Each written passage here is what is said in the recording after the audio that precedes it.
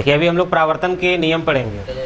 देखिए परावर्तन के नियम, सबसे पहले इसका ये फिगर देखिए, डायग्राम इसका, ये mn जो है ये एक दर्पण है, ठीक है। mn क्या है? दर्पण है। और ये इसका पॉलिश किया हुआ है, और O के पास आपको एक बिंदु नजर आ रहा होगा। इस बिंदु का नाम है आपतन बिंदु। इस बिंदु का नाम है आपतन बिंदु, जहाँ पे ये तीनों आकर के मिलता है। ये तीनों आकर के इस बिंदु पर मिलता है। इस बिंदु का नाम है आपतन बिंदु। और ये जो है ये किरण है, आपतित किरण। आपतित किरण किसे कहते हैं? प्रकाश से आने वाली किरण, ठीक है। आने वाली किरण को आपतित किरण कहा जाता है। मान लो सूर्य से ही किरण आ रही है, तो ये जो आकर के आयना में टकरा रही है, तो आने वाला किरण को आपतित किरण कहा जाता है, ठीक है।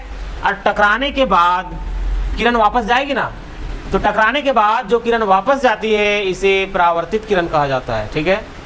आईने में टकराने के बाद जो किरण वापस जाती है उसे क्या कहा जाता है?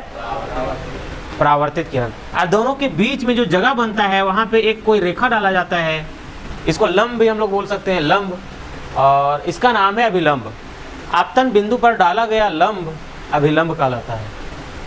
अब देखिए जब इसमें अभिलंब डाला जाए तो इसमें दो कोण बनता है, एक इधर एक इधर, एंगल आई और एंगल आर।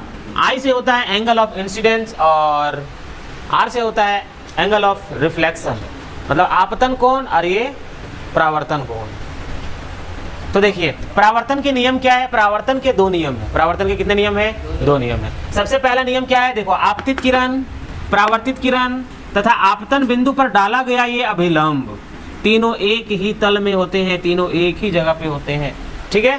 पहला नियम क्या है? आपतित किरण, परावर्तित किरण तथा आपतन बिंदु पर डाला गया अभिलंब, तीनों एक ही तल में होते हैं। ये हो गया परावर्तन का पहला नियम। और दूसरा नियम है कि ये जो है एंगल आई और एंगल आर दोनों आपस में बराबर होते हैं। एंगल आई को बोला जाता है आपतन कोण और आर को बोला जाता है परावर्तन कोण। तो यहाँ पे क्या हो जाएगा? आपतन कोण और परावर्तन कोण हमेशा बराबर होते हैं, ठीक है। ये है परावर्तन के दो नियम।